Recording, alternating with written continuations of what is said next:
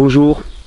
Les bambous au milieu desquels je me trouve ont une histoire un peu particulière. Et cette histoire, je trouvais que c'était une façon formidable d'illustrer, sous forme de parabole d'une certaine manière, eh bien, les questions essentielles qui se posent à nous quand on parle de santé, d'épanouissement, de prospérité de l'individu à tous les niveaux, physique, psychique, émotionnel. Et ces bambous peuvent nous en apprendre beaucoup. Alors, comme vous allez voir dans les petites images que je diffuse derrière moi, ces bambous, ils ont une particularité.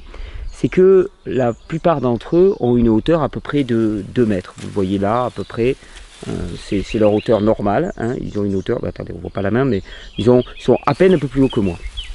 Et puis, au milieu de ces bambous, on trouve des pousses qui font plus de 3,50 m à 4 mètres de haut. Alors, l'explication de cette différence, elle est simple.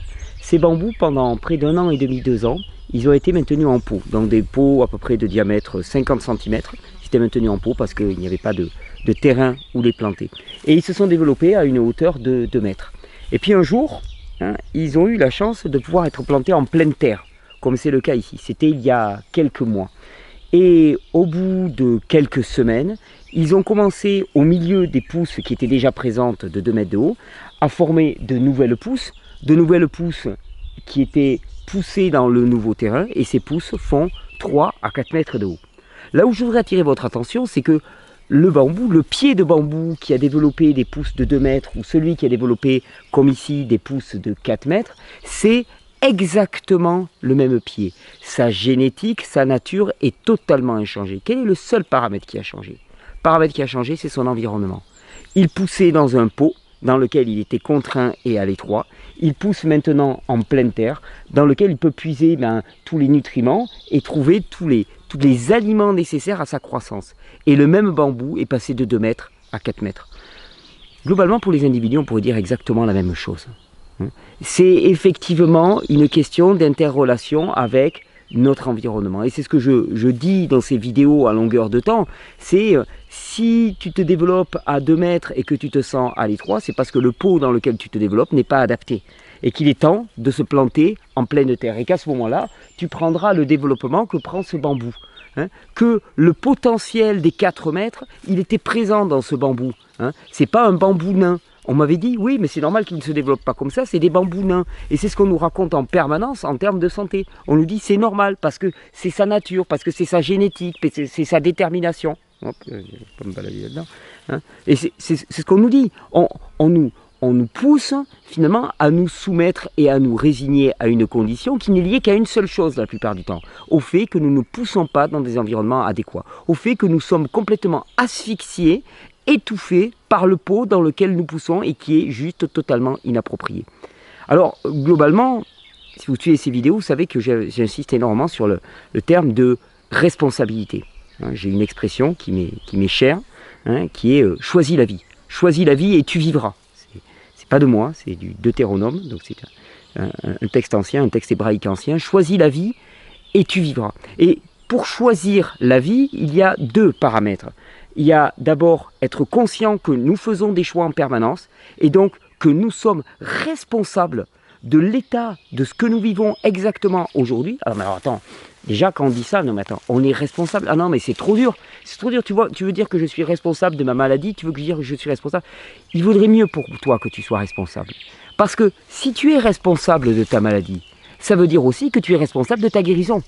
Que tu as les paramètres en main. Parce que si tu es irresponsable de ta maladie, c'est-à-dire qu'elle vient de l'extérieur, tu n'y es pour rien, eh bien, le fait qu'elle vienne ou qu'elle reparte ne dépendra absolument pas de toi. Donc quand tu es irresponsable, bien sûr, tu te dégages et tu te sens tranquille par rapport à ça. Par contre, il y a un inconvénient majeur, c'est que tu n'as aucune prise sur le changement qui pourrait advenir.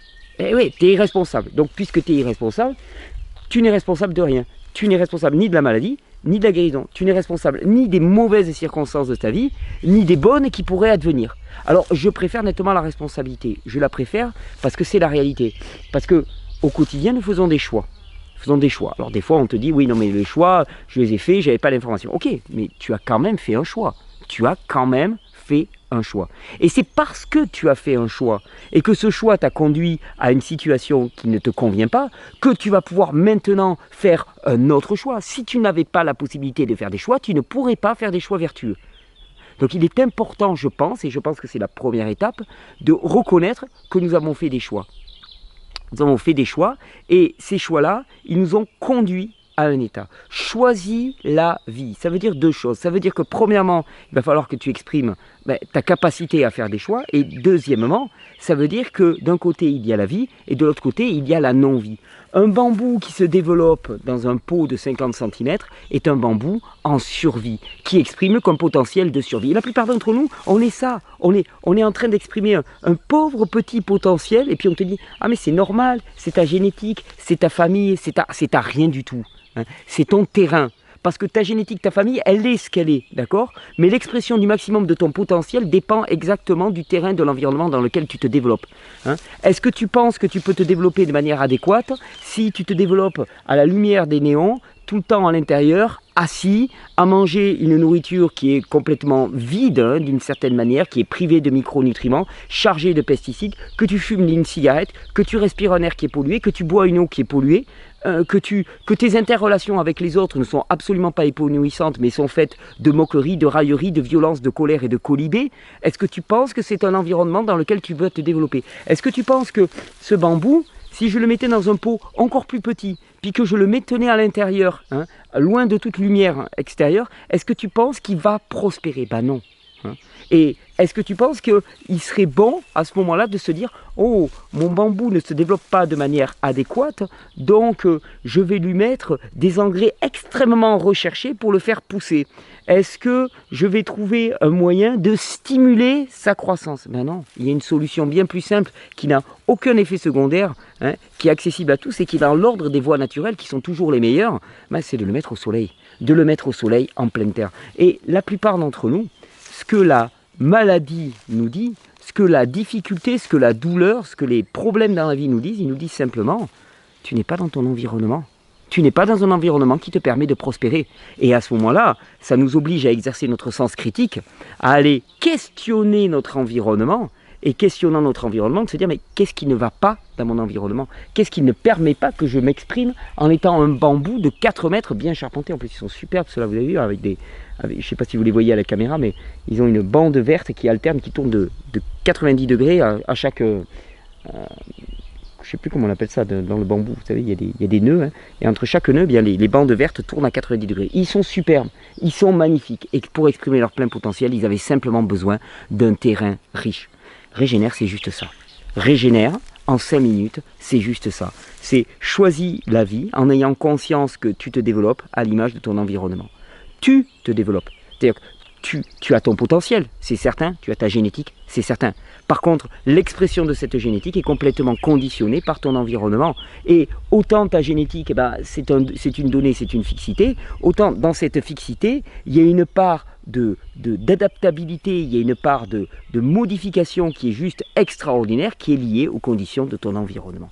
Questionnons notre environnement et choisissons la vie. Parce que la responsabilité, elle est nôtre. Parce que la responsabilité, on l'a eue à tout moment, chaque fois qu'on faisait des choix. On a fait des choix qui n'étaient pas éclairés, ce qui faisait que parfois, on choisissait la vie. La plupart du temps, on ne choisissait pas la vie, on choisissait la mort, parce qu'il y a une propension, il y a une tendance, on le remarque chez l'individu, à s'orienter vers ce qu'il y a de plus destructeur pour lui. Nous sommes fascinés, nous sommes littéralement attirés, comme des mouches sont attirées par la lumière, ou comme des moustiques sont attirés par la lumière, on est attiré par la noirceur, par la difficulté, par la douleur, ça nous fascine, on aime ça, on a une certaine forme d'attirance. Et c'est cette culture-là qu'il faut changer, c'est cette culture-là, et s'orienter d'une culture de la vie vers une culture de l'amour. Alors, au milieu de ces bambous, ils nous parlent, ces bambous. Tout notre environnement nous parle. Tout notre environnement nous parle en permanence et crie sa douleur chaque fois que nous le contraignons et chaque fois que nous ne respectons pas ses besoins vitaux. L'humain est exactement pareil. Il y a des besoins vitaux propres à l'humain et ces besoins vitaux, si on y répond de manière adéquate, on se développe. Régénère, en quelques mots, c'est juste ça. Bonne régénération.